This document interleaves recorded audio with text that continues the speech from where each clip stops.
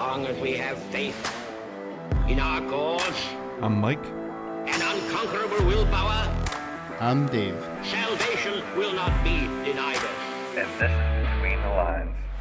In this present crisis, government is not the solution to our problem.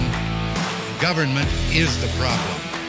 Ask not what your country can do for you. Ask what you can do for your country.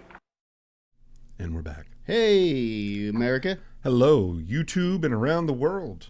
We're back again for another one of these things. We've been around the block a few times in the last 3 years. We've got a lot of I've content. only been here. I've only been doing this with you for about 2 years now. Yeah, year and a half. But it feels like much longer. Hey, hey there. No, it's, I resemble that. Yeah, no, it's we've I would too if I were me looking at me. We've been doing a lot. We've been doing this for quite some time.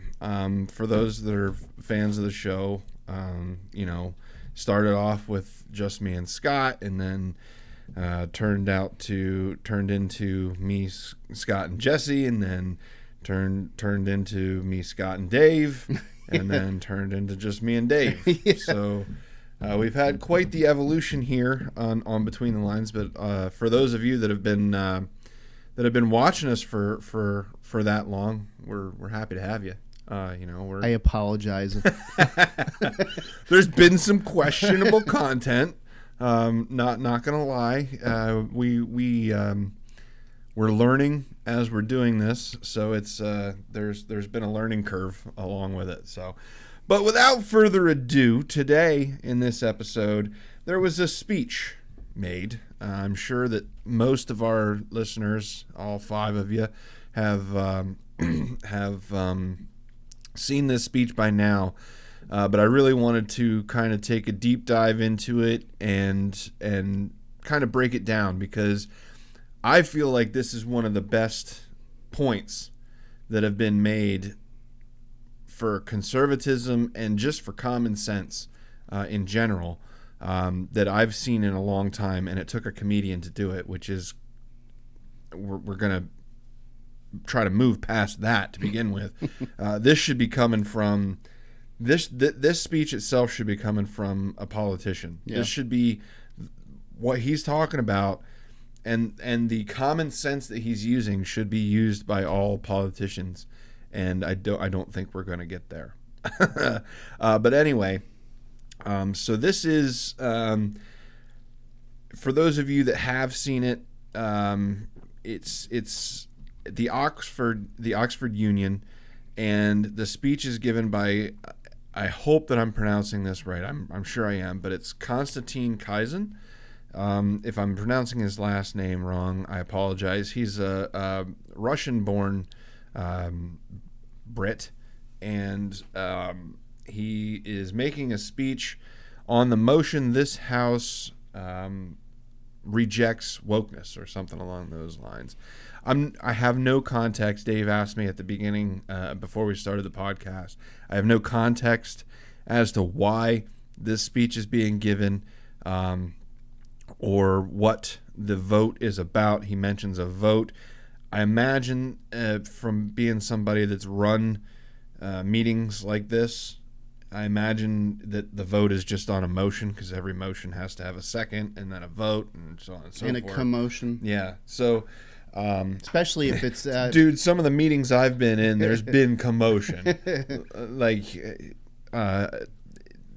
Nonetheless, I can't get into it because it's private stuff. But I'm the officer on a private corporation, and some of those meetings get heated. I'm going to be honest with you. Some of those meetings get heated, and you have to calm everybody down. Dentures flying. Oh man.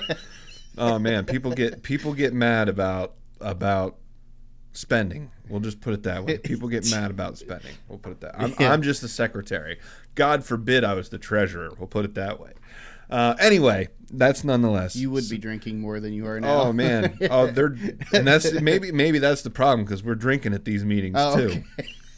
So, but anyway, nonetheless, what happens with these things is somebody makes a motion on the floor, and then they get to talk about it, and they get to make their case for said motion, and then there's a second for the motion, and then there's a vote on the motion. So I'm guessing that's what this is, but it's just a guess. I have no further context, so I don't want to talk about it too much more.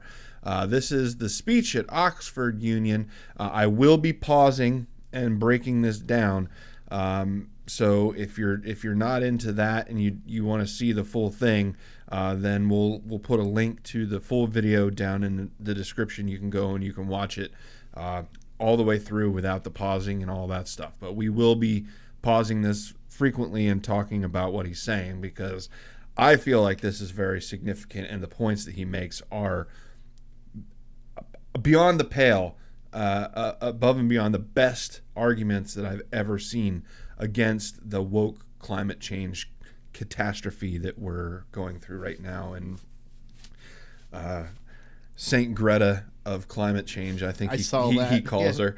So anyway, this is Konstantin Kisir, I think it is. I apologize if I'm butchering that. I'm just a dumb American redneck. So here we go. You will not know this, but I was supposed to be the first non-student speaker for the proposition. I've now been the fourth, which means that I now have to thank all the previous speakers for making my best points for me. And I find that the main reason now that I have left to be in support of the motion is that I am so tired of talking about woke culture. That's why it's gone too far, more than anything else. And I thank the other speakers for making the points for me, because it means I don't have to. Shout out to TriggerNometry, is the channel that hosted this video. I'm not sure if the video originally came from them or if they're reposting the video, but shout out to TriggerNometry. Go to their page. I'll put a link to their page down in the description as well. Check out their stuff. Give them a like and subscribe. Give them the credit that they deserve as well. To reiterate the point that no, free speech is not some right-wing reframing of whatever. It's the foundation of Western civilization. Upon this civilization is built, and the Enlightenment values that led to it. I don't have to make the point that has been made by far better people in the past, that the only way to deal with the problem of racism is to treat people on the content of their character and nothing else. And the fact that woke culture seeks to overturn that is a new form of racism that we must all oppose. It means also I will not use this opportunity to say I told you so, as someone who spent the last 5 years warning people in the West that if we continue to erode our culture, if we continue to undermine our confidence in Western values, that our enemies like Vladimir Putin will seek to capitalize on it. I will not make any of those points tonight, at all.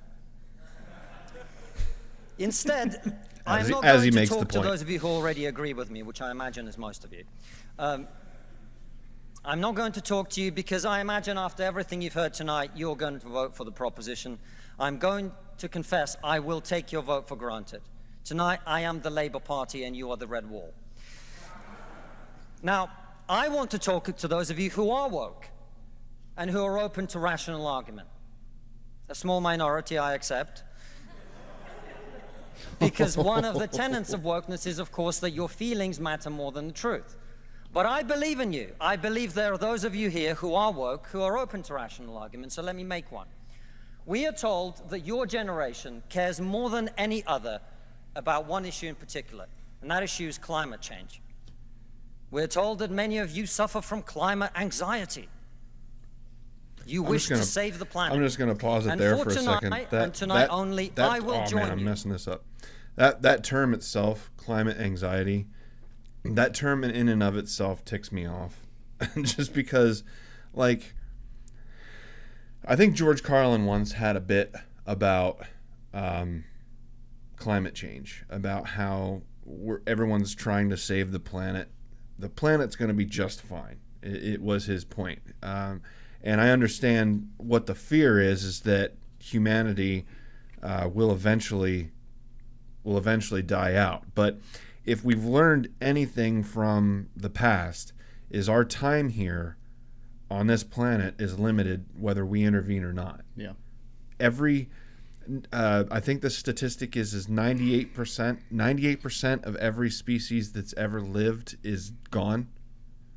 So you look at the statistics and you look at the way things are going, not to be bleak and morbid or anything like that, but eventually this ride is going to stop. Yeah. And humanity is going to be gone, because every species has its sunrise and its sunset. And if you don't believe me, ask a velociraptor. Yeah, that's true. Or a dodo bird, or a California condor, or a Bengal tiger where there's only 6 of them and Joe Exotic has 4. You know what I mean? Yeah. So I just want to make the point that climate anxiety is a stupid thing to begin with, because worrying about whether or not humanity is going to survive is a moot point. It's not. Well, it's sort of on the same level as being fearful of death. Yeah, exactly. However, I mean, I'll put it in this context though. Nobody that is alive is not going to have some concern. Sure. Of, and even the most brave individuals that we can picture, that, and most of them are like the people that immediately come into our minds in American references are like the Clint Eastwoods and the John Waynes and the General Pattons and I think of Leonidas. Yeah. Well, I'm thinking American history, but that dude, when you go world history, dude. Yeah. Yeah, him and the other 300. Oh, there's countless examples of people that have just, they knew that this was the end, Custard. but they just walked forward regardless. I think though it's the Alamo. Yeah, I mean there's a general there's an understanding of what is going to happen, and then there's contemplating it way too much. Yes. There's being worried about something you can't change. And I think that's really, and I'm not saying that there aren't things that we can't curb to some degree. Sure. With regards to, Sure. I mean, I personally, well, we can talk about it in more detail. I want to get through the speech. Yeah, let's get back here. Sorry to interrupt, folks. Sorry. That's just us doing our... I just killed your line I of will thought. join you in worshipping at the feet of Saint Greta of climate change. Let us all accept right here, right now, that we are living through a climate emergency and our stocks of polar bears are running extremely low. I join you in this view. I truly do. Now, what are we to do about this huge problem facing humanity? What can we in Britain do? We can only do one thing. You know why? This country is responsible for 2% of global carbon emissions, which means that if Britain was to sink into the sea right now, it would make absolutely no difference to the issue of climate change. You know why?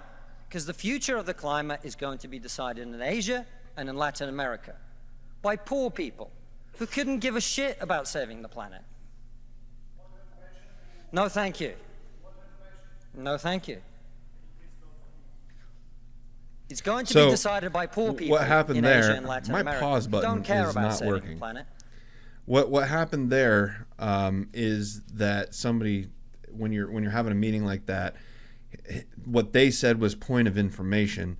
In U.S. Congress, it's point of order or something like that. But you're allowed to, when somebody's making their speech, you're allowed to interrupt and you say point of order or something along those lines. And that's a time where, if they allow it during their speech, you can interject and ask a question or ask a question of the chairman or something along those lines. So what that gentleman on the bench was just trying to do was interrupt the speech and make a point or ask a question or something like that. But the speaker, at least by their rules, has the ability to say no. So he said, no, thank you, and just kept going. I thought that was pretty neat. It's not a long speech, so there's plenty of time for questions. Exactly, and he tries to do it again. We'll get there, but he tries to do it again. He's like, no, I want everybody to get home on time, so let's just get through this. And then he just keeps plowing through it. Why? Because they're poor. Because they're poor. I come from Russia, which is not a poor country, it's a middle-income country. 20% of households in Russia do not have an indoor toilet. I wanted to see. What they my pause have button is an outdoor toilet. My pause button is freaking out on me. I wanted to look up that statistic just real quick while we're here, because percentage of households in Russia with indoor plumbing. I wanted to look that up. Yeah. Holy crap. Yeah. 20%. 78%. So it's about 22%. 22% of households in Russia don't have indoor plumbing. An indoor toilet. Yeah. But indoor plumbing to me means an indoor toilet. That's crazy to me. And that's insane. In Moscow, if it hasn't changed in the last 20 or 30 years, has the largest per capita of billionaires in square area. China's in the same boat.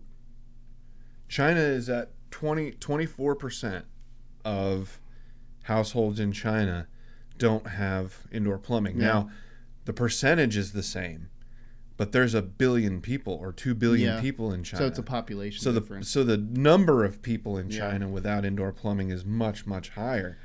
That's insane to me.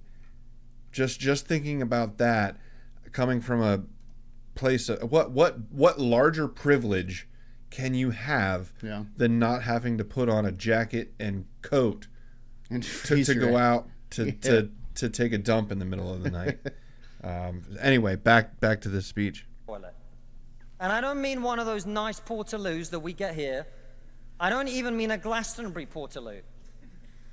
I mean a wooden shack with a hole in the ground that holds a collected fermented memory of the last 10,000 visits. How many of you are going to go home tonight that was a and pretty say, let's that was rip the out our most bathroom eloquent and way of saying a hole with a bunch of crap in it. The collective fermented memory of the last 10,000 visits. That's awesome. Yeah, I like that. a Siberian shithouse in the back garden. And if you're not, why should they? 120 million people in China do not have enough food. I don't mean that they don't get dessert. I mean they suffer from malnutrition. That means that their immune system is breaking down because they don't have enough food. You're not going to get them to stay poor. Imagine you're Xi Jinping, the leader of China. Oh, this is the when part. you were 10 years old, there was a revolution, a cultural revolution in your country. And people came and they put your father in prison. Your mother had to denounce him.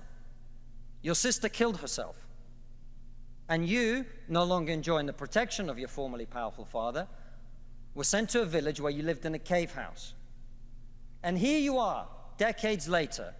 You have clawed your way up the bloody and greasy pole of Chinese politics to be the undisputed supreme leader of the very Communist Party that destroyed your family. And I didn't know that about Xi Jinping. Mm-mm. So just to recap for those that maybe didn't catch that. So when Xi Jinping was 10 years old, Mao's revolution happened. Yeah. His father was sent to prison. Because that was in the 40s and 50s. Yeah, 40s and 50s. His father was sent to prison, and then as part of that revolution, there were the black, I can't remember what they called them, but there was the black group and the red group. Yeah. And you wanted to be in the red group. And if you were in the red group, you had to denounce anyone that was in the black group. So if you were sent to prison, you were in the black group. The black group was for the insurrectionists and the troublemakers. It's sort of similar to the Spanish Civil War. Yes. Because during was it right before or right after? It was like late 30s to mid 40s when Italy or Spain was part of the Axis. Yeah. Where they were Germany's ally during World War II, but at the same time, when things started to fall apart for the Führer and their control and all that, there was a civil war in Spain, and the revolutionists, the good guys, were the Reds. They were socialists. They were labeled as Soviets, basically. Now, they may not be the extreme Soviets that we kind of think in our mind, but they were labeled as Soviets. So Reds versus the blacks, or whatever you want to call them. So yeah, and it's the imagery of that is that, so the imagery of that is obviously that the red is the prosperous and the whatever, and black is down. So his mother, the blacks were forced to denounce, or the Reds were forced to denounce the blacks, or else they become blacks themselves. And then so his sister, with the turmoil of that, commits suicide. So it's just him and his mother then. And then he grows up, claws his way, like he said, through God knows what. I don't even want to know what he had to do to get to where he got, and became president of the very party, like this guy said, the very party that destroyed his family, essentially took his father and killed his sister. Mm-hmm. And then now he's running things. That, to me, is epic. Like, that is not, and not in a good way, but like, how many Hollywood writers would it take to come up with a script like that? You know what I mean? It's insane. Anyway, back to our friend Konstantin. You know that the main thing you have to do to survive and to stay in power is to deliver the one thing that the people of China want: prosperity, economic growth. Where do you think climate change ranks on Xi Jinping's list of priorities? 1/3 of all children who live in extreme poverty in the world live in India. That means they are starving and dying of preventable disease. Now, about 15 months ago, my wife got pregnant.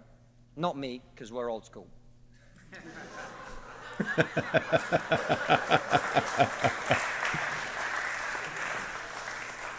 And for 9 months, we talked about what our boy would look like, what he might do when he grows up. We looked at baby scans and videos on YouTube about what the fetus looks like at 9 months and 12 months and 20 months. And eventually he was born. And he is this cute little bundle of joy. He's cuter than about 80% of puppies. Right.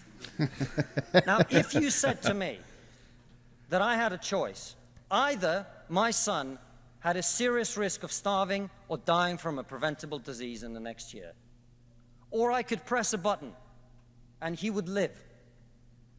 He would go to school. He would bring his first girlfriend home. He'd go to university and graduate and become a woke idiot.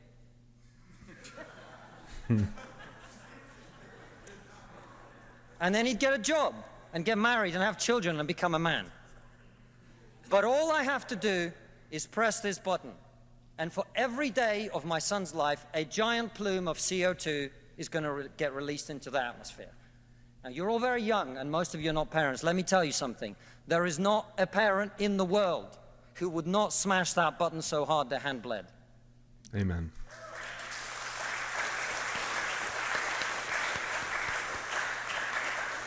Even the guy that was interjecting was clapping. You're not going to get these people to stay poor. You're not even going to get them to not want to be richer. And so, I put it to you, ladies and gentlemen, there is only one thing we can do in this country to stop climate change. And that is to make scientific and technological breakthroughs that will create the clean energy that is not only clean, but also cheap. And no, thank you. And I want everyone to get home on time today, which is not going to happen. And the only thing that wokeness has to offer in exchange is to brainwash bright young minds like you to believe that you are victims, to believe that you have no agency, to believe that what you must do to improve the world is to complain, is to protest, is to throw soup on paintings. And we on this side of the house are not on this side of the house because we do not wish to improve the world. We sit on this side of the house because we know that the way to improve the world is to work, is to create, it is to build. And the problem with woke culture is that it's trained too many young minds like yours to forget about that. Thank you very much. Amen. Amen. So, I mean, the speech itself is pretty straightforward. Yeah. I mean, there's not a lot of context that needs to be, It was a pretty plain message. Yeah, I mean, there's not a lot of debate as to his points. Yeah. I mean, his points were clear, concise, and in my opinion, just spot on. I mean, the point that he made about so essentially China, India, and Latin America they're the poorest places in the world right now. China's on the upswing only because of questionable methods. Yeah. But nonetheless, there's still a lot of unfortunate folks in China. As he said, 120 million children are malnourished in China, which is sad. That's 3 to 4 times the population of Pennsylvania. That's a third of the population of the U.S. The U.S. In and of itself, that's insane. A third of the children of the world that are living in poverty live in India. Yeah. That's also insane. That is a crazy statistic.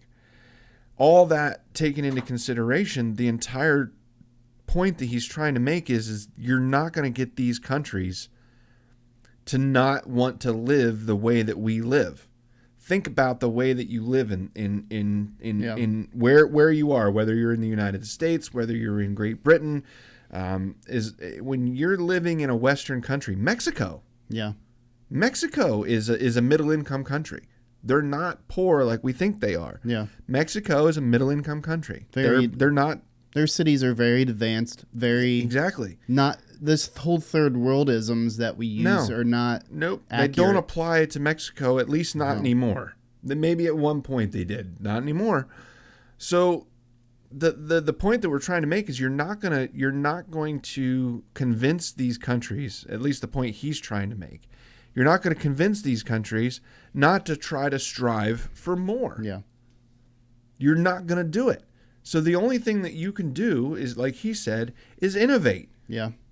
And we have the means already in this country to get completely away from fossil fuels through nuclear. Nuclear power is the way forward.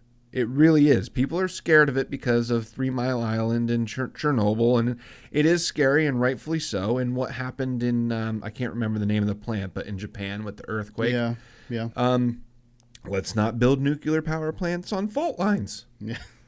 Maybe. You know, like there's things that we can do to make these disasters mitigated and preventable. Well, here's the thing: is that the arguments, the conflict that has come to face us is that we have allowed again the extremes of politics to dictate the way in which we're supposed to react with regards to issues that are facing us. I'll give you, for instance, it's like this is a simple example, but I am okay, even though I don't hunt myself, I'm fine with people that hunt. I understand Appreciate it. I know I have family that hunts. I have a friend that hunts. I understand why they do it. Most of the people, and I would say like 90 or more % of the people I know that hunt with a respect for what they're doing. They're conservationists. Like a lot of them that are in the turkey hunting are part of like the NFW or NWTF, which is the Wildlife Turkey Foundation. Basically, they work to preserve turkey populations. Yeah. I'm saying this because on the flip side of that, though, is that I think people need to be in jail when they abuse animals. Absolutely. So there's what I'm saying, though, is that if you're looking at this through the lens of what everybody expects you to look at through, because we have a lot of, I'm going to put it plain, we have a lot of ignorant people out there that just can't see past their own biases. or what they've been brought up with. Yep. You need to break out of the biases. You need to break out of what you've been taught all your life, and you need to start asking yourself, well, what if what they're saying is true? Well, what if there is some credence? What if there is some substance or some validity? I believe the term you're looking for is critical thinking. Yeah. And That's exactly it's lost. what we need back.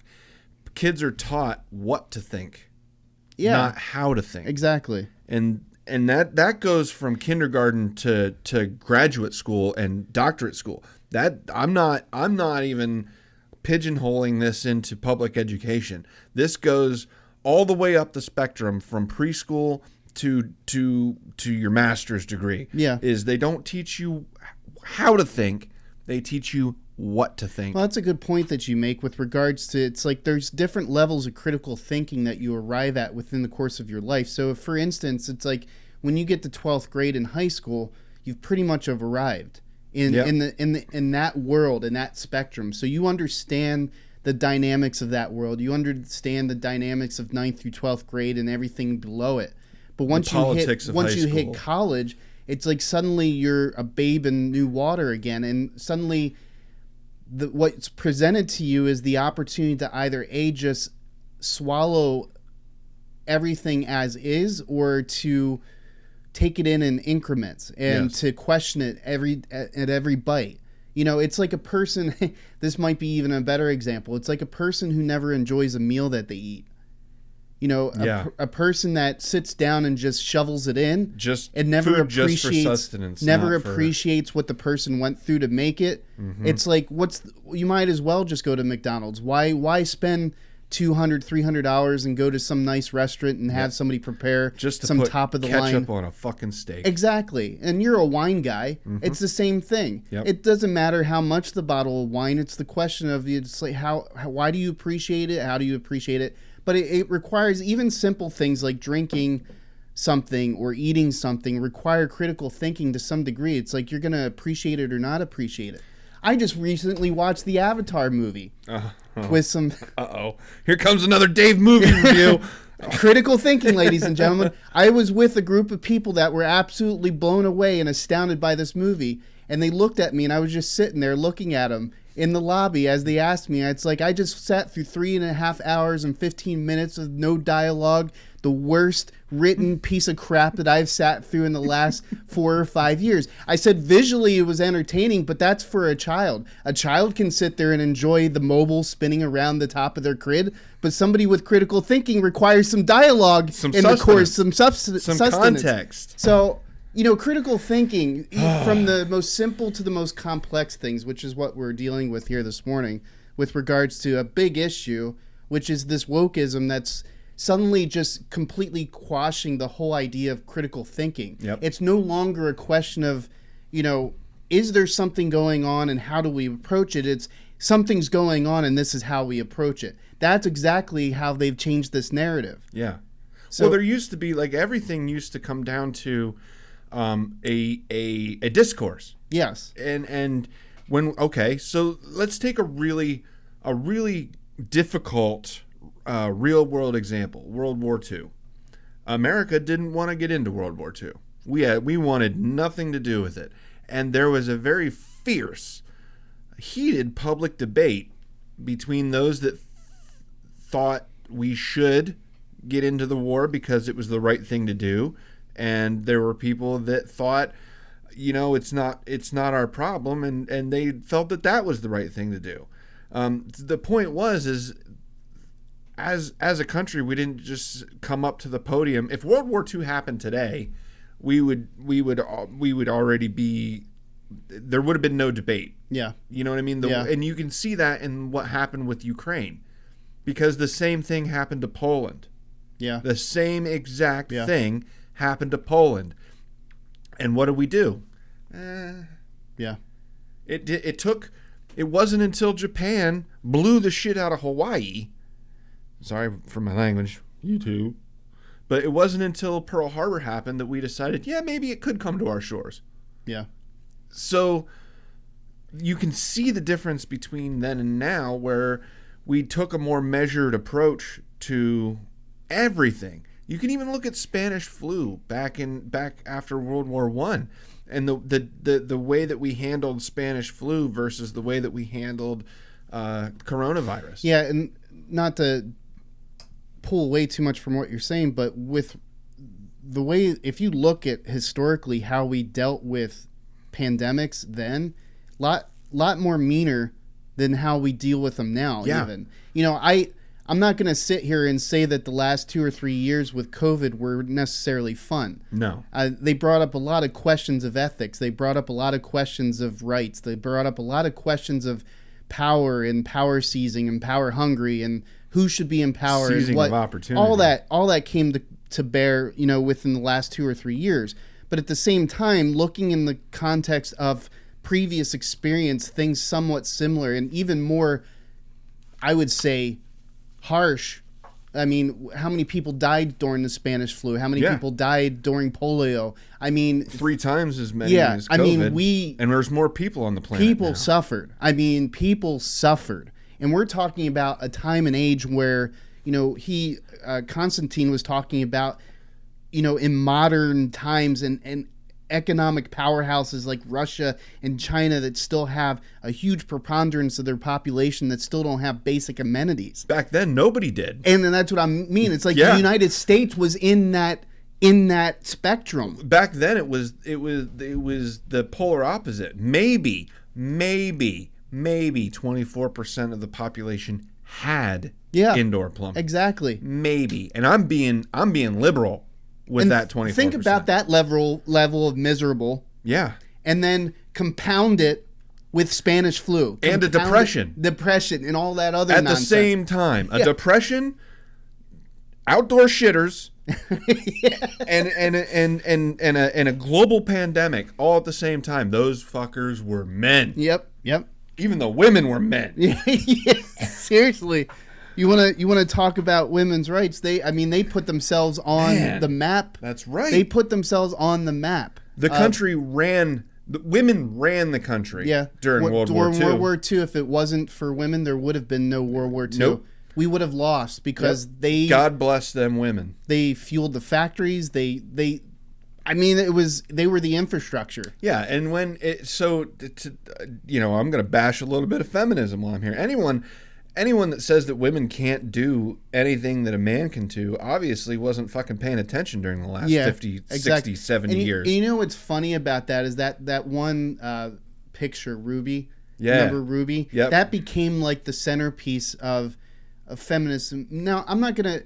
Now, there's different degrees of feminism, too. Yeah, it's true. like there's different degrees of everything, so you can't blanket statement anything. But not to digress, back to what you were saying... you know, it's just, we have been at points where it's been harder.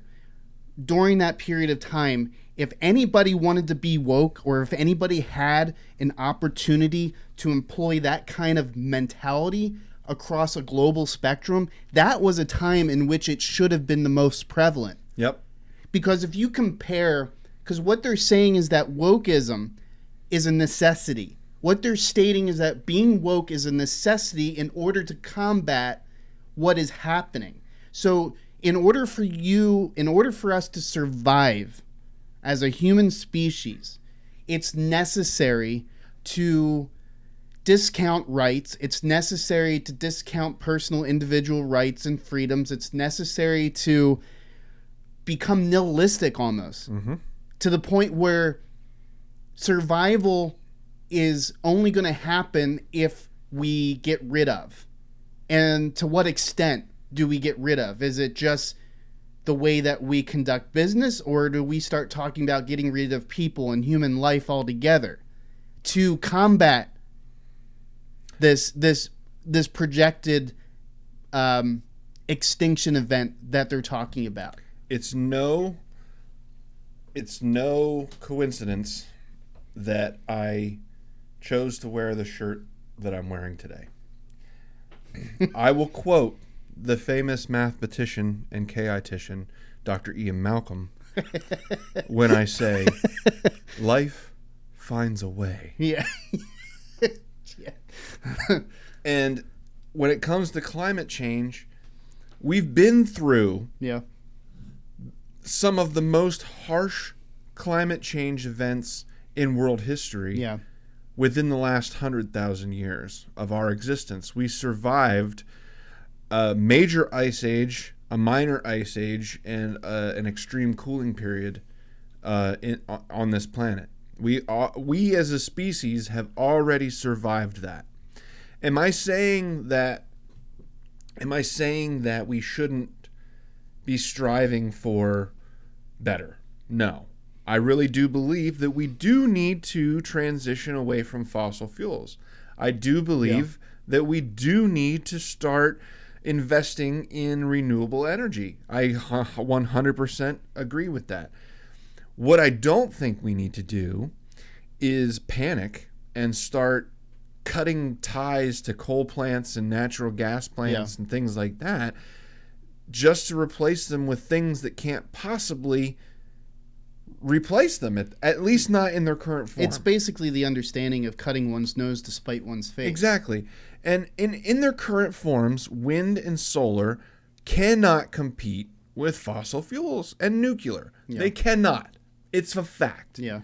You cannot do it. Look at what happened to Texas when they went, 80% wind power or something like that. When all of that infrastructure was interrupted by a cold, then everything went down. The point being is we don't need to just abandon fossil fuels completely at the moment. What we need to do is exactly what he said.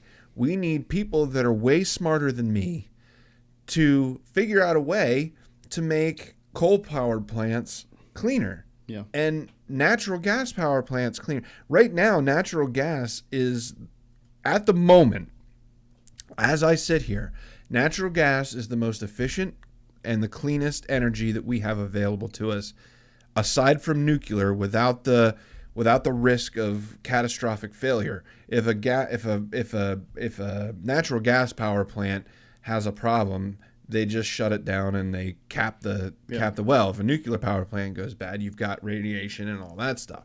So keep that in mind. But right now, natural gas is the best way to go. And it's available just about everywhere. It's abundant. It's cleaner than any other energy we've ever used.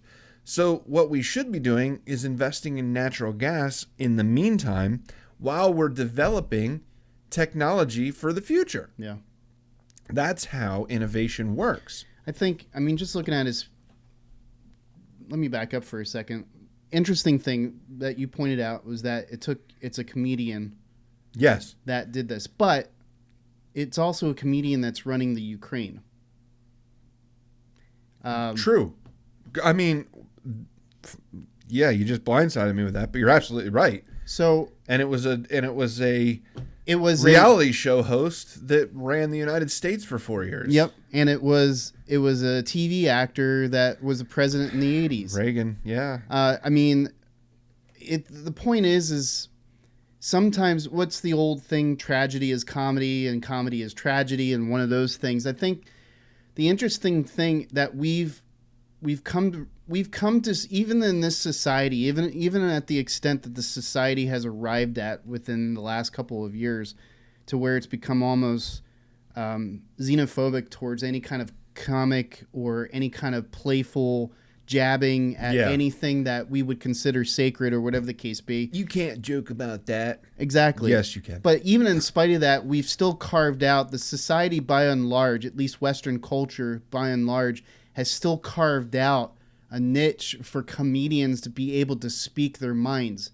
Because in one sense, we'll be like, well, they're just making a joke about something. They're not necessarily being serious about it. But the interesting thing about the platform of a comedian is that you can get a point across pretty easily without actually trying to get a point across. Absolutely. And I think that's what's interesting with regards to now that you see these, what is a comedian? A comedian is just a person that knows how to posit certain thoughts to people that strike them in such a way as it causes them to laugh because they find the irony in it. Mm-hmm. What is laughter? Laughter is when you find the irony in a situation. It's when you're like, shit, I didn't think about that way before. Yep. It's like, and it makes you laugh because you feel like you've been dumb all your life because it's like he just took the most complex singular idea and just made it the most simplistic kindergarten level thing. It makes you feel, in some instances, especially when you're talking about guys like Carlin, they made you feel silly. Yeah. They made you feel silly. That, like, man, I've been thinking about this one way my entire life, and this man just comes on stage in a minute and a half, completely upended my entire structure of belief systems in a minute and a half. Yeah. George Carlin has a bit about religion, and I don't want to offend anybody. I'm a religious guy myself, but I still find this bit great. It's talking about how people are full of ish, and that the biggest bullshit story in the history of man is religion, because they've actually convinced people that there's an invisible man living in the sky, watching everything you do every minute of every day, and he has a list of 10 things that he doesn't want you to do. And if you do anything on this list, he'll send you to a place of fire and torment and pain and suffering and smoke and heat and torture for all of eternity, forever and ever. But he loves you. And it's just the way that he delivers that line that you're like, oh man, because I don't want to say you're indoctrinated, but when you're in a religious family or you're in a religious place, you're brought up with religion. In essence, you're really questioned. You're really taught never to question religion, at least in some cases, not everybody. But so here comes this guy. He just completely upended everything that I had been taught my entire life in a split second. And he made me laugh about it. And I laughed about it. Because it made sense to me. And that's the gift of comedians, is when you laugh about something like that, it's hard to, at least it used to be hard to get offended by it, because you're like, oh shit, well, I guess if I'm laughing about it, internally when you're processing that, there's really the better point, there's really two ways that you can react to somebody questioning your belief system in a way that happens. You can either laugh about it and say, oh, you know what? He made some good points. He was right. Wow, I'd never really thought about it that way. Or you can get pissed off about it and hold a grudge and clam up and Karen on it for a fucking month and a half. And I think that's part of the issue is, with regards to people that are brought up or eventually grow into some kind of religious sect or practice of some sort, I think what happens is that there's never the time taken to really sit down and to examine what you even believe. Mm-hmm. And that extends to everything. Absolutely. Absolutely everything. And this is the thing, is that the person that you criticize, and I'm just going to put this out there to anybody listening, if you're criticizing the person across the street for their hard-nosed following of a specific religious, faith or doctrine or whatever the case be, I can guarantee you that if I were to take the time to sit down with you and find out what it is that you believe and what kind of drives you through life, I would find something very similar in your own life. It may not be religious. Yeah. It could be climate change. Yep. It could be economics. It could be your feeling on how family structures are. I don't know. It could be anything under the sun. Yeah. And the problem is that there's an old piece of there's an old proverb or verse that goes is that sometimes we ignore the motes in our own eyes for the timber, or we look at the motes in someone's eye for the timber in our eyes. Yep. It's Matthew, I can't remember the verse, but it's in the book of Matthew. Why would you focus on the splinter in your brother's eye and ignore the plank? Just basically, it's and that's the same verse that goes, "Don't judge others, because I'm going to judge you by the same measure that you've judged other people." It's important to understand that, because sometimes we play up somebody else's fallacies, somebody else's fallings in that regard, not ever taking consideration of where we fall. Yeah. In that spectrum. I only point that out because this is what has happened. He keynoted on climate change. That was his keynote. He keynoted on climate change. He used that as the launch pad, or the diving board, so to speak, for this argument against wokeism. But wokeism is much bigger. It's broader than that. It's much broader than just climate change. And I think that's what he was trying to get across. And it's interesting, in one of the articles that is talking about the speech he did, is that the way he patched in to this conversation, the way that he in 8 or 9 minutes patched in and made the connections he needed to this audience, was to talk about a subject that was very large, and he even recognized that there's validity behind the argument. Yeah, absolutely. He wasn't discounting. No. He wasn't discounting that there wasn't validity or veracity in the argument. He was discounting the fact that the approach from the other side of the argument is one of very like dictatorial, dogmatic, and in some ways irrational. Very much. And that was his very point, is that I want to speak to those of you who claim to be woke, Are but willing yet to be rational. willing to be rational at the same time. A small percentage, I agree. But that's the thing, is that we get offended by that, because it's like, well, why are you offended about it? It's like, if you understand what he's saying, then obviously you can at least to some degree see where he's coming from. Yeah. Yeah, and that's the thing that gets me, is that, you know, Jordan Peterson, one of the things he talks about a lot. Love Jordan. Is that he talks about that so many times we talk about conflict management. It's like conflict is necessary. It's and important. This isn't verbatim. This is just a generalization of Paraphrasing. what he said. But just the idea is that in order to even approach an issue, you have to have conflict. There has to be some level of conflict, because half the time, if there's no conflict, the conversation never starts. I believe one of his quotes was, in order to think, you have to risk being offensive. Exactly.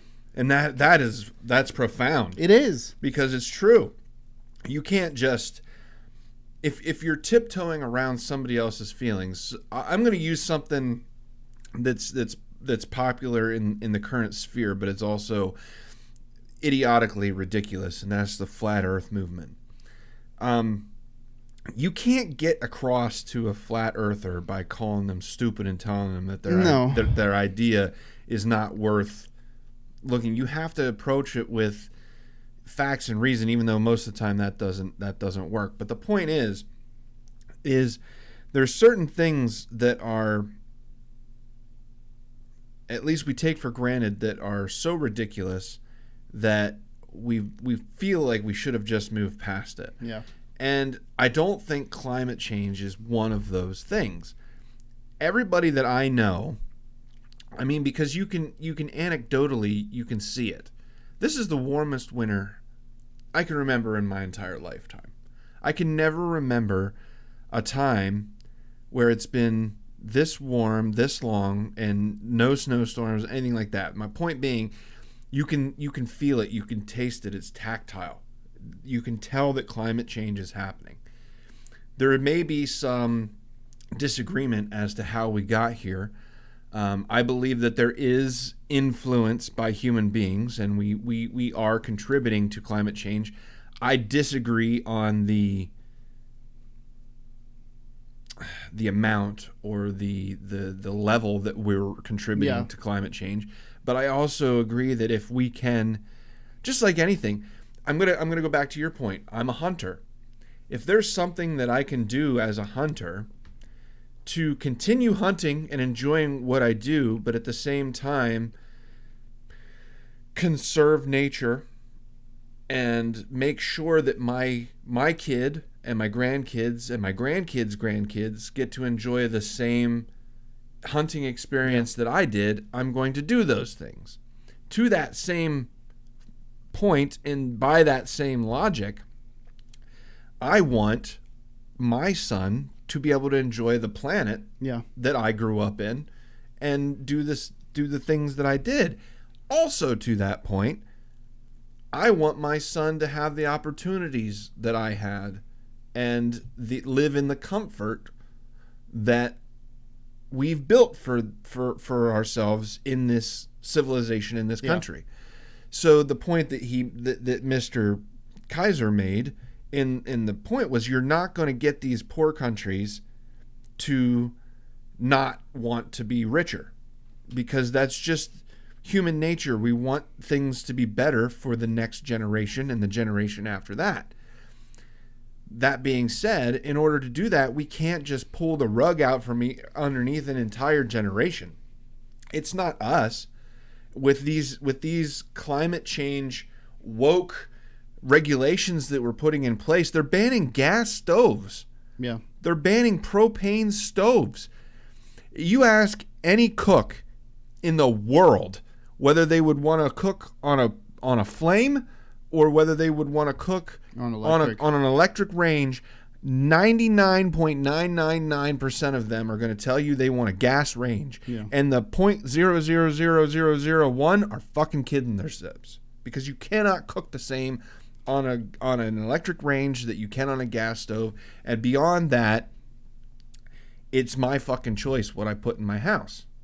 Yeah. So the point is all of these woke things that we're doing, it's all you're doing is you're taking opportunity and you're taking comfort away from not only this generation, but probably the next generation as well.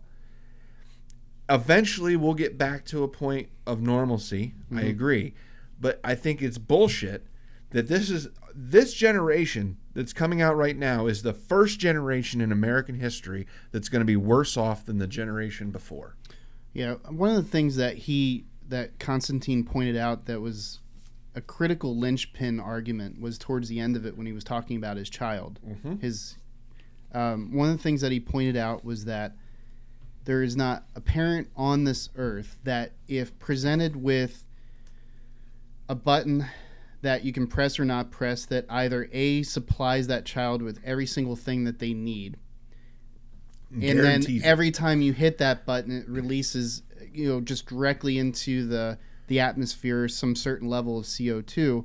He's like, and you could tell he hit the nail on the head because of the sheer audience support of the argument. Yeah, even those that disagreed with him were clapping. Yeah, and it shows that even those that claim to be in that category of I'm woke and I see things differently or whatever the case be, at least at a base element, they'll still recognize the value of life in that moment.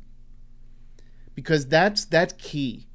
I think that's absolutely critical, because I think what's happening, and we don't realize it, and a friend of mine kept mentioning to me that the meeting in Davos just happened with the World Economic Forum, and the most Klaus evil. Schwab.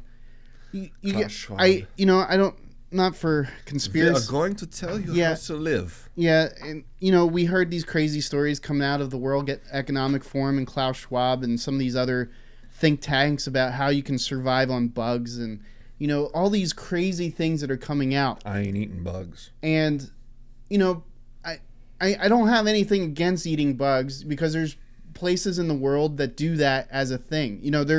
There's places in Southeast Asia that it's a delicacy to cook tarantulas. Yeah. I'm just saying, my point isn't, hey, we need to accept this. My point is that when you have any central agency, i.e. World Economic Forum or UN or any kind World of Health Organization, any kind of world body or body that claims to represent the world in any capacity whatsoever, which they do not. Nope. They do not. They represent their own interests. Or the UN. The UN's useless. The point is that their concern, their scope, the way in which they see the map, and we always say that, is that sometimes you have to stop, you have to pull yourself back from the image because you're this close sometimes, and you have to pull yourself back so that you can see the grander picture. But their thinking of some of these groups is so warped that they get to the point where they don't even value life anymore. Like the Klaus Schwabs and these other groups, they don't value life outside of their inner circles.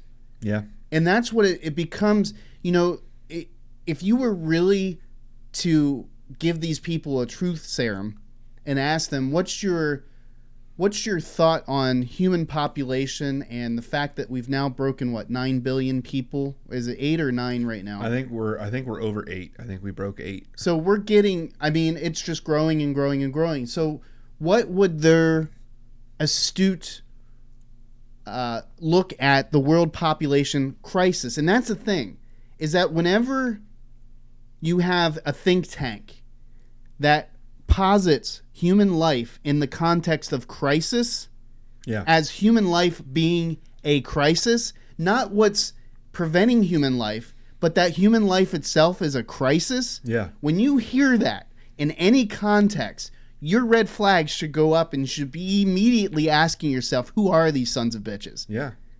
Well, Because what he's saying is that even the woke, the people that identify as woke, and even the people that identify as I'm more reasonable than woke, or whatever the case be, or if you fall somewhere in between that spectrum or wherever around it, even at that, he proved is that even with all the issues that we fight over, like abortion and economics and right to this and right to that and right to access this and that, all the things that we fight over, people still have at the base a general respect for human life. yeah. And I think that's what we need to understand, is that these fights that we are getting ourselves involved into and getting so heated over are fights that, if I were to venture a guess, are fights that people are trying to stoke. Yeah. I mean, I can't see it any other way. I can't see it as... That's why you have to pull yourself back from arguments, because sometimes you have to see the other players that are standing on the sidelines just watching and grinning as this all happens. Because there are people that are watching these kids in the schools losing their minds over their stuff, that are laughing to themselves because, like, we won. They're in their mind, they're telling themselves, we've won with these kids. Yeah. We've won with this group. We've won with this particular project or protest or whatever the case be. It's obvious that they have. It's obvious in I mean, look at Saint Greta of climate change, as he put it, and David Hogg, and all these celebrity activists. What do? Nothing. Ask yourself, when you look at Greta Thunberg and you look at David Hogg, who's the gun rights or gun control guy. Look at failed My Pillow corporation runner. Yeah, Mike Lindell is the guy you're talking about. I mean, no, David Hogg actually tried to start a pillow company. Oh, that's right. You're right. To combat and it failed. My Pillow. He got so mad at Mike Lindell. He tried to start a pillow company, and it failed within a few months. It went under. Yeah, you're right. Anyways, but what they have in common is, what do they actually do? Yeah. What is their contribution to humanity other than bitching and complaining? And that's a good point. You know, what are they doing about Greta it? Thunberg isn't a scientist that's developing some new way to combat CO2. And in fact, what she's doing is she's taking private jets with giant carbon emissions, and her carbon footprint is higher than an entire high school basketball team combined. Yep. But what is she doing? Nothing. Yeah, and that's So, and I also want to make another quick point. George Carlin also made the point in that same bit, the same special anyway. They don't want to, when I say about he has this joke about how the planet's going to be fine. Humanity's fucked. The planet's going to be fine. And in that, he says these people, they're not interested in saving the planet for you. They want to get rid of you. They wish you weren't here.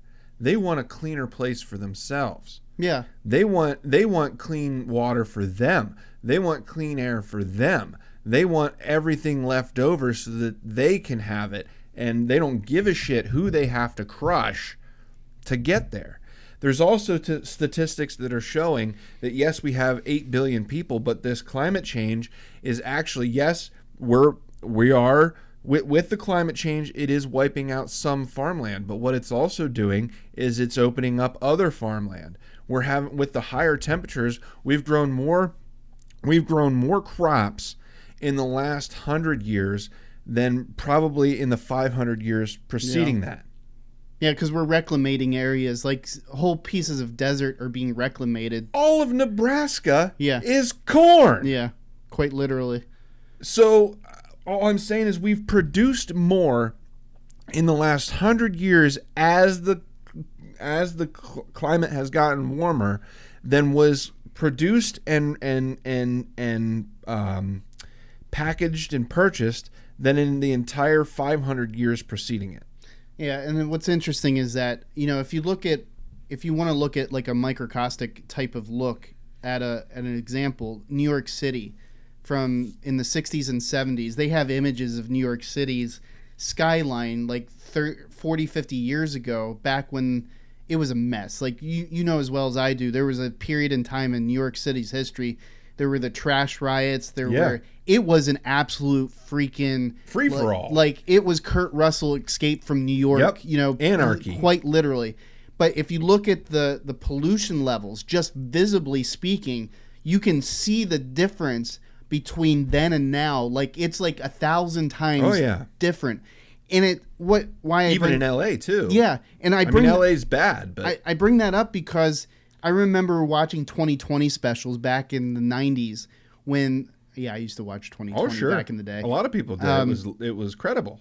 There was an episode or two that they did on, I don't know if it was in the US or if it was in some part of Africa. It was somewhere along the equator, some town that ran along that line, and that area had a literal hole that they could measure in the ozone right there. And remember, that was the big thing is, all those people from the 90s using Aquanet. CFCs, chlorofluorocarbons. It was all the Cyndi Laupers using Aquanet. That's right. But anyways, my sister contributed to that quite a lot during the 80s, and she'll tell you.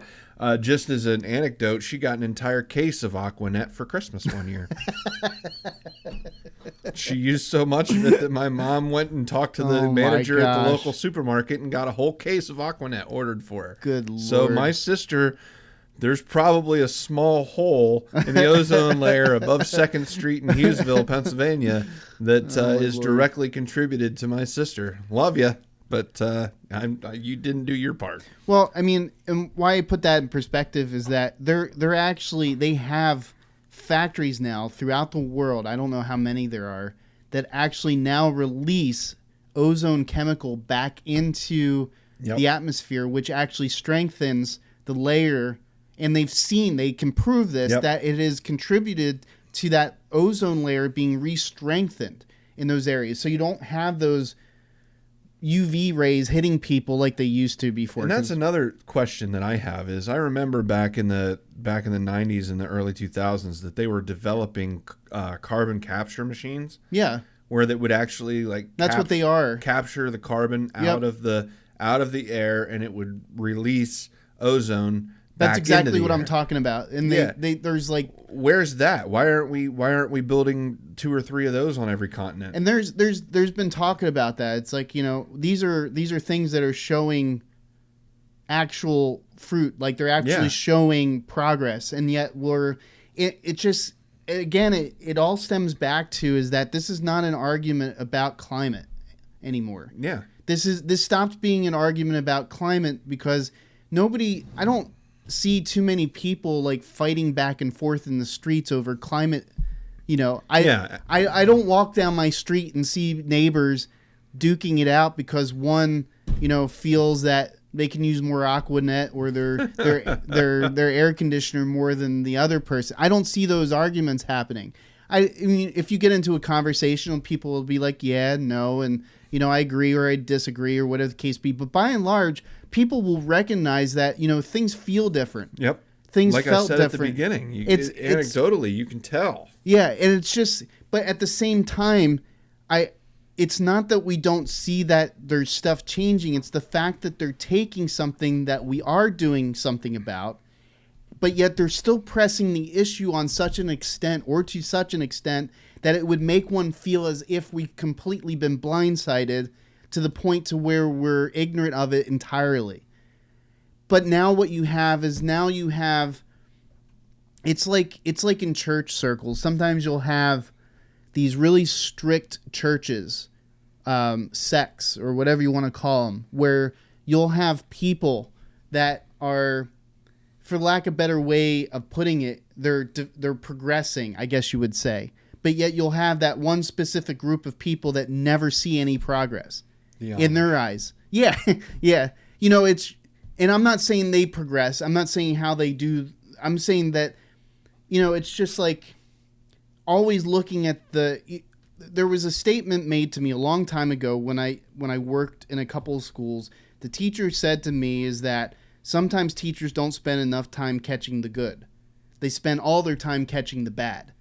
And I think that's what's happening, is that in order to foster a specific environment, you have to push forward with a certain level of negativity consistently in order to convince that part of the impressionable population that the other half is the germ. Mm-hmm. You know what I mean? It's like either you become you either become the vaccinated germ and now you're part of us, or you remain the unvaccinated germ, which means you're the source of the problem.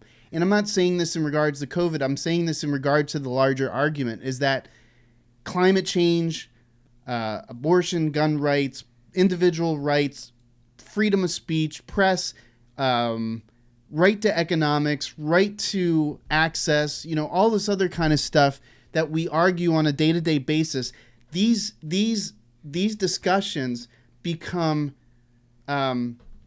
looked at as the source of the problem, instead of the problem being stated that we're not discussing it. Yeah. It's no longer a question of whether we're discussing it anymore. It's a question of whether or not you have latched on to whatever the belief is. I think to the point, I think what you're trying to say, at least, is that we all agree that climate change is happening. At least 98% of rational human beings agree that climate change is happening. What we disagree on is possibly the cause and most definitely the solution.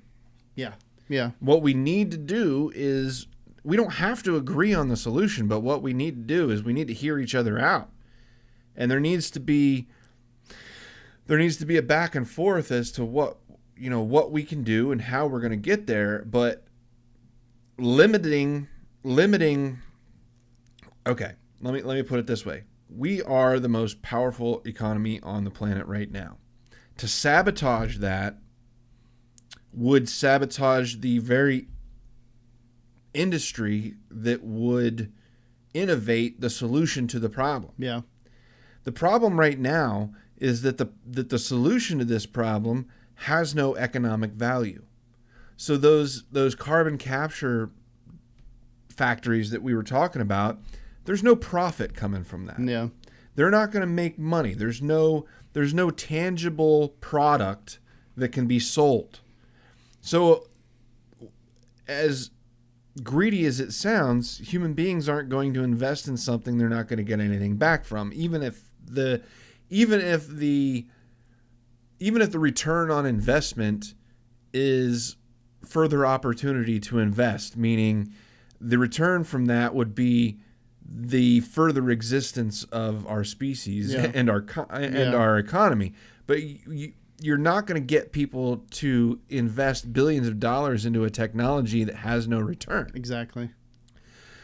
And that is the problem. What we need to do is we need to find, like, solar energy is great, but the means to get solar energy is dirty as hell. Electric cars, that's great. We don't need fossil fuel anymore, but the lithium mines that are needed to get the lithium for the batteries for those things are causing nothing but human suffering. It's like Louis C.K.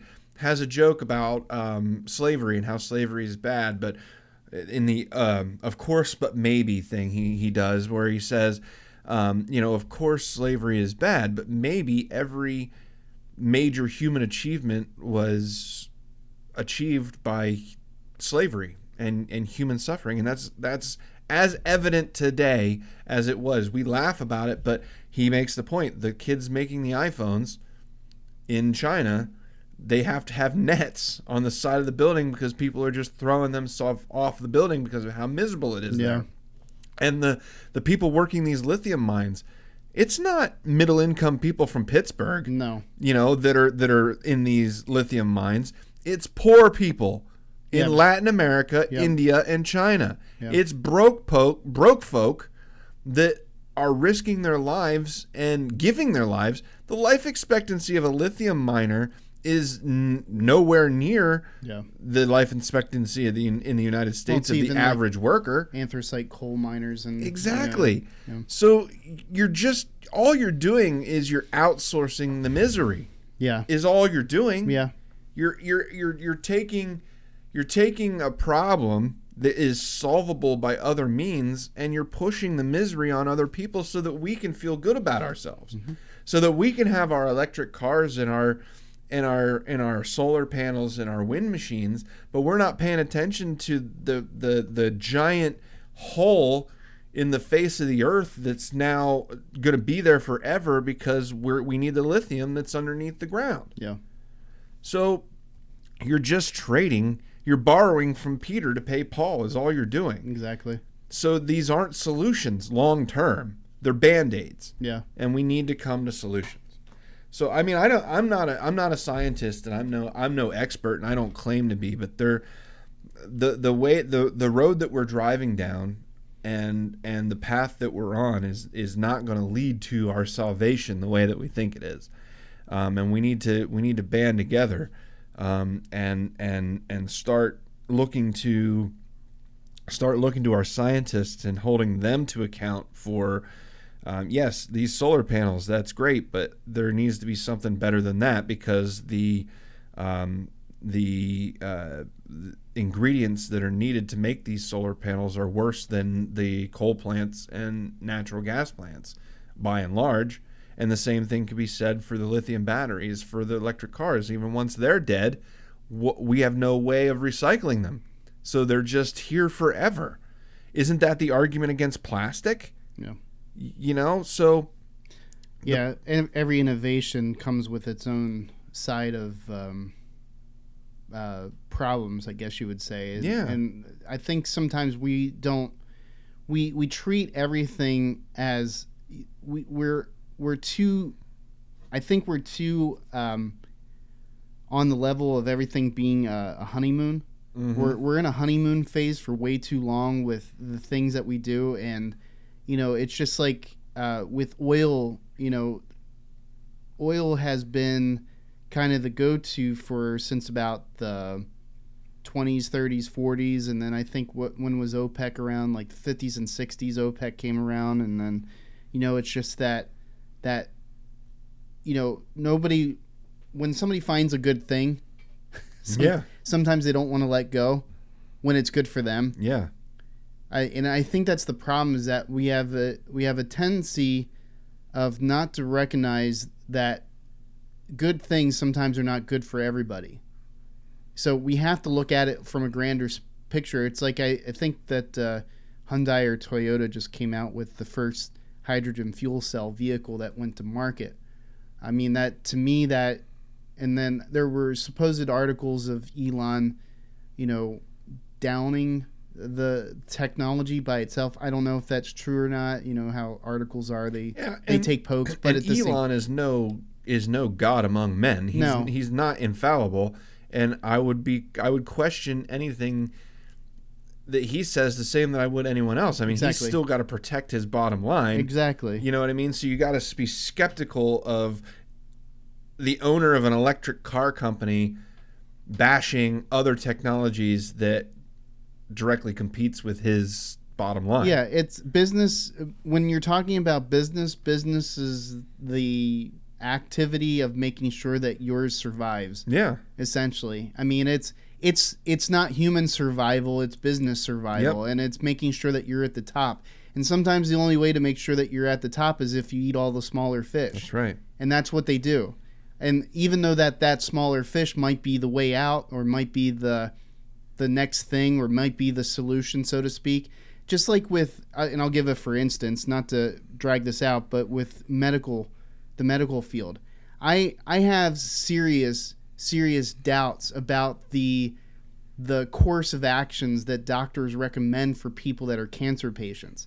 I mean, I'm not an MD, I'm not a medical researcher, but I can see the obvious effects, the very plain and obvious effects that radiation and chemotherapy and long-term permanent effects. Like, to me, quality of life is more important than length of life, yep. As far as I'm concerned. Now, somebody might disagree with me on that, but I'd rather, I'd rather be blissful and not knowing, that I'm dying of something than... I know two people. One has already passed on, and one has outsurpassed all expectations. But in both cases, they both had different types of cancer, but they had cancer. And again, I'm not using any names, but one was a really close family member of mine, and they had stage 4 lung cancer. And they decided no chemo, no radiation. They were just going to take whatever oral medications and stuff and whatever could make them comfortable and just live as long as they could. Do all the things that they wanted to do. And they did it for 3 years. They made it. And then they passed in their sleep. But I know a lot of people that have taken the radiation chemotherapy that suffered for those 3 years and lived in agony and then passed away anyway. Yeah. So who is in the right there? And then the other person, it was very severe prostate cancer, and it's been 15 years. Yeah. And they're still going, doing all the things they love to do. They've traveled the country. They've started a career in music and are now booking gigs and playing music out places live and just living their dream. And no chemo. They're taking oral medications and stuff like that, but none of those harsh things like that. And the point I'm making is it's a personal choice, and I'm not knocking anybody that tries to prolong their life by any means necessary, but it's not the only way. And to your point, is it quantity of life or quality of life? Because those 3 years that my friend spent pain-free with his family was worth far more than maybe an extra year. Than maybe an extra year on radiation in utter misery and pain. I guess my point is that what you said is it's a choice. They should Personal have that choice. choice, but at the same time, we shouldn't have to live in fear of somebody judging us for not wanting to take a specific route that's defined as the way out. Exactly. And what I mean by that is that, the medical world is a business world. Absolutely. I'm sorry. I mean, I'm not saying that there aren't people in the medical world that don't have a concern for human life. I'm not saying that at all. I know a lot of doctors and nurses and staff and whatnot, good people that really have a genuine concern for, but by and large, the people running the industry, the people running the industry are looking at the bottom line, and understandably, because they have to keep things running. They have to run a profit. But when you're talking about human life and you're talking about this is the only way out, and the only way out being something that obviously causes more distress than not taking it, it works for some, it doesn't work for others. But the ultimate point is that sometimes we don't allow ourselves, or we don't allow people the room to see that. We don't allow people the opportunity to see the other side. We only want them to see our side. We only want them to, because we know everything. And I think that's the thing of it, is that what's the old it's an old Buddhist statement or an old Confucian statement that, to start to know is to recognize that you know nothing. Yeah. And, think something of that. True wisdom is in knowing that you know nothing. I think that's a proverb somewhere in some way, shape, or form, is that, sometimes even with all of our advancement, even with all of our technology, sometimes we have to just step back and recognize that we don't know what the hell we're doing. Yep.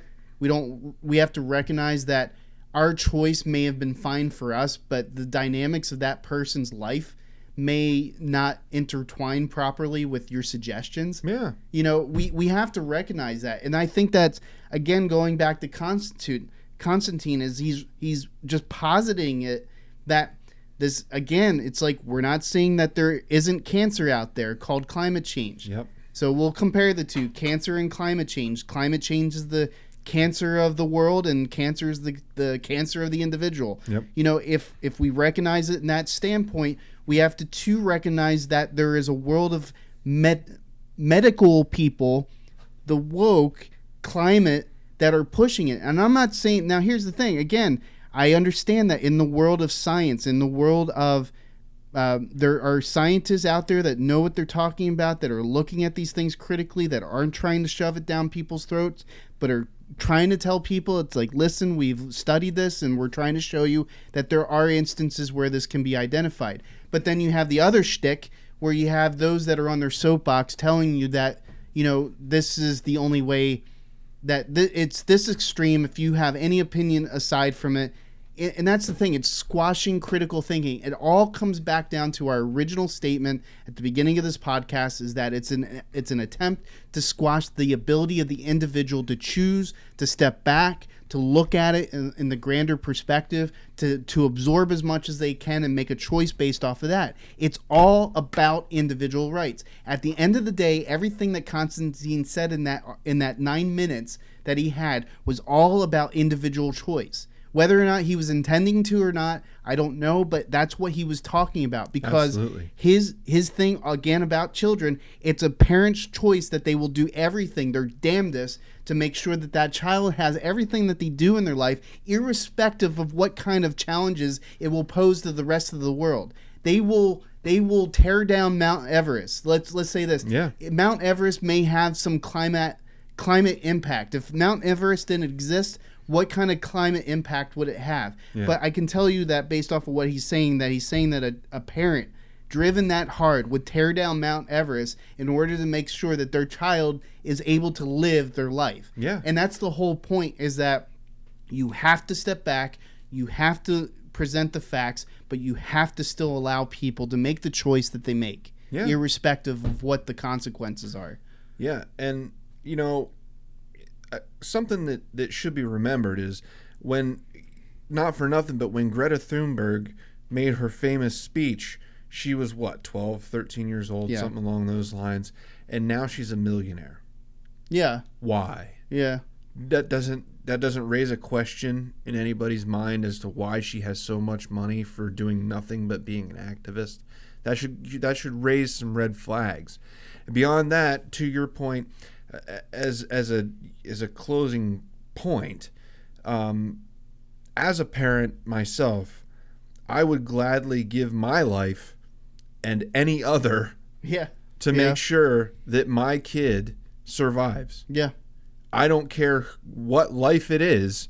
I would gladly give mine and take any others with it to ensure that my son makes it. Exactly.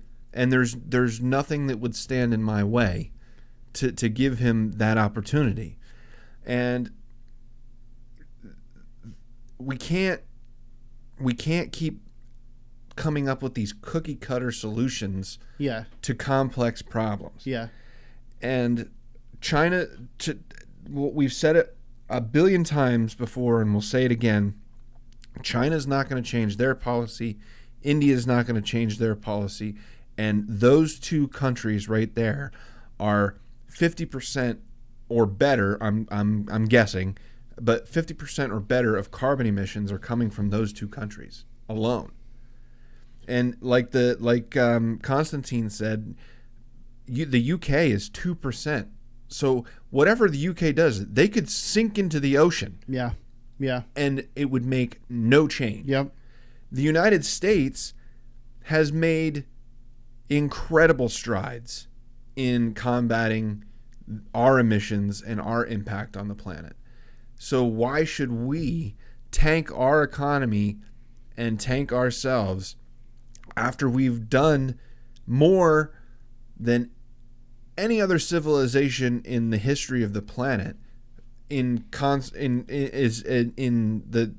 broad terms of conservation and nature? Yeah. We have more square mileage of untouched national parks that are untouched than any other country in the world. Yeah.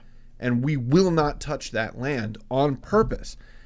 When China makes the same declaration, then we can start talking about it.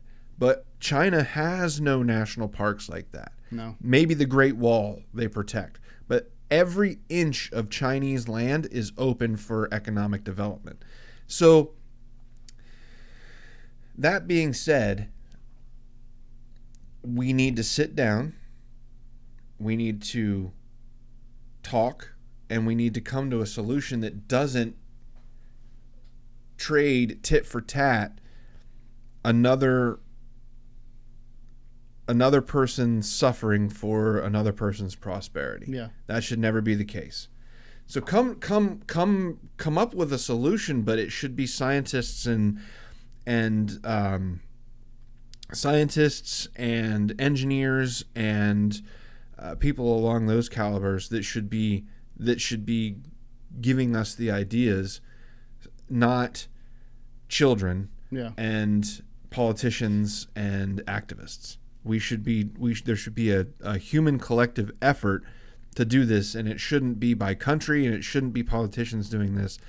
The whole thing with CFCs and all that stuff, that was all American industry that made those changes. Yes, there was government regulation, but it was the industry that made those changes. The problem is that what we look at as, I was going to say this at the beginning, is that the comedians have become the philosophers. I was going to say that earlier too. And the philosophers have become the comedians. Yes. And if you look at our politicians in our eyes have become the comedians. They're jokes. They're absolute jokes. And the ones that are making the most sense are the ones that are still attached to humanity, which in a lot of cases are the comedians, because they're the ones talking about stuff that resonates with people. People don't laugh about stuff that they don't find funny. Yep. People laugh about things that resonate with them on some level. And you laugh involuntarily. Yeah. You can't control it. So if you laugh about it, because it's just like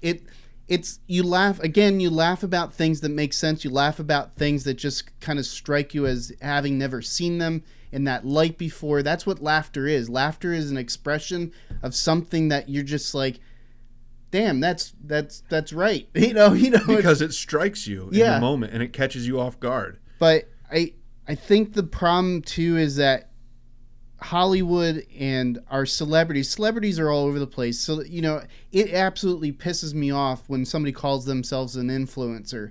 It pisses me off that Hollywood sees themselves in the same context. It pisses me off that politicians see themselves in that same context. They're all in the same bowl. Yeah. They're all in the same bowl. I don't care if you're a senator, the president. I don't care if you're a YouTube influencer. I don't care if you're a Hollywood actor. I don't care. If you posit yourself or you juxtaposition yourself in some respect as being an influencer, whether it be an influencer of policy, an influencer of thought, an influencer of an audience, whatever the case be, I believe that you are the most disconnected person at that moment. Yeah. I'm not saying that every single person is disconnected, but I'm saying that by and large, there has been a huge disconnect between the talking heads and the people that are actually experiencing these issues on a day-to-day issue. And it's not to say that the influencers couldn't come back full circle and come to recognize what is real and what is not and start to express that in that fashion. But we're having to rely upon people like Konstantin who posit themselves as comedians, but in reality are just very concerned individuals that have a different take on how things are happening and are able to posit it in such a way that it makes us think. Absolutely. And I think that's the problem. The politicians should be the ones making us think about things that are important, but all they do is they sit there and kiss each other's ass so that they can get themselves like Kevin McCarthy kissing ass for 15 vote cycles to get himself elected to do what? To do absolute jack shit. Probably for the next 2 or 4 years or whatever the case is. I'm tired of these individuals. I'm tired of these people. I don't give a rat's ass how exonerated they are. I don't care. They say nothing that makes sense. They do nothing that makes sense. They don't contribute. They're the Greta Thunbergs of our politician world, and it extends far beyond Kevin McCarthy. Yeah. He's just the person on my mind right now. But my point is that we need to get to the point where we start getting back to those conversations. Everything we say, whether it be in the House of Congress or in our homes on 2nd and Elm Street, everything we do needs to be filtered through a critical line of thinking. We need to think critically about everything. We need to stop just accepting stuff for what it is. We need to stop just accepting, like I call it the baloney arguments, which is what we've been fed all this time. We've been fed the baloney arguments for years, and we're okay with it. We're libertarians. And I say go fuck yourself. Yeah. I say go fuck yourself, politicians. I say go fuck yourself, influencers. I'm sorry, YouTube, we're not getting any money off of this episode, but I'm tired. I'm just tired of being fed dogmatic bullshit. Yeah. And I make this point. I'm using AOC, but I'm making this point for the entirety of Congress, Democrats and Republicans alike. The only reason I say this is because she's the most inflated example of this right now. When Alexandria Ocasio-Cortez was elected in 2019, she was a bartender in the Bronx, and she was worth roughly what a bartender in the Bronx would be worth, $40,000 a year, something like that. Yeah. She's now worth $29 million after being in office for 3 years on a salary of $110,000 a year. As a public servant. Where is that money coming from? Yeah. I mean, you can invest well, but that's not good investing. Where is that money coming from? And the same thing can be said about Nancy Pelosi, Kevin McCarthy, Mitch McConnell. It doesn't matter whether you have red or blue or a R or a D. You're all in this playing the same game. It's like Dave Chappelle said. That motherfucker walked down the stairs and said, everything that you think we're doing, we are doing in there. And then he walks back in and starts playing the game again. But that's true. Yep. Where is that money coming from? You could do the math. 3 years, $110,000. That's $300,000. I'll give you 4. Where is the other $28.5 million coming from? Yeah. And that's the point. They don't give a shit about you. They don't give a shit about me. They really don't even give a shit about themselves. All they give a shit about is their bank account and the influence and power that they can gain from their position. Well, what it is I think too, to some extent, is that, you know, as it pertains to politics, is that people start out with the hope of representing the people that are pushing them to Congress or pushing them to whatever position. And then they get there and they get starry-eyed. Yep. Somebody tickles their fancy, so to speak. Watch Distinguished Gentlemen. Yeah. Okay. You laugh, but that movie, I bet you if Congress could, they would ban it because it tells you exactly how Congress works. He gets with there, Eddie Murphy. With Eddie Murphy. Yeah. I'm telling you, I don't mean to step on your point, but that movie shows you, like, when you get to Congress, they sit you down and they tell you, okay, sit down, shut up, and you're here for your votes. Yeah. And you're beholden to the lobbyists, not to your constituents. And your job converts from, as soon as you're elected, it converts from campaigning for the people into, I need to get reelected. Exactly. And then at that point, it's no longer, it's complete bullshit from then on out because it's no longer about how I can help the people. It's about how I can get reelected. And that's the problem with American politics. We need term limits. That being said, we've already been doing this for almost 2 hours. Yeah. So let's leave at that point. I could get heated and I could go on forever about how Congress is on its fucking on its head and upside down, and it's not the way it was designed, and we need to get away from it. I just want to say, he probably won't watch this, but if Konstantin sees this, I just want to say thank you for that speech. Oh man, it was on the nose. It was on the head. It was really on point. I think it's what everyone needed to hear. Yeah. Everyone needs, but there needs to be more of it. It needs to be they're too infrequent. It becomes like a keynote because nobody else is saying it. Yeah, you know what I mean. This should be commonplace. This should be the common language that we're speaking. We no longer think about other people. Yeah, everything that we do as a country is from the lens of how it's going to affect America, which is fucking selfish when you think about it. Because we're not even thinking at all what could possibly be how this could affect. How this could affect people in Latin America and India and China, in the poorest places in the world. We're not even thinking about how the decisions that we make here affect them. Yeah. Yeah. And that's a podcast in and of itself. I mean, God. So just come on. Like, we say it every week, not every week, every podcast that we do, we end it with, let's just stop and take a step back and talk to each other. And I know nobody gives a shit about our point of view, but we're in this together, and until we can find common ground, it's just going to be a pissing match every 4 years for eternity. Yeah.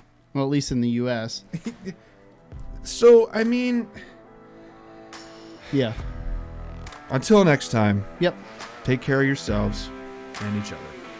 Bye. Bye.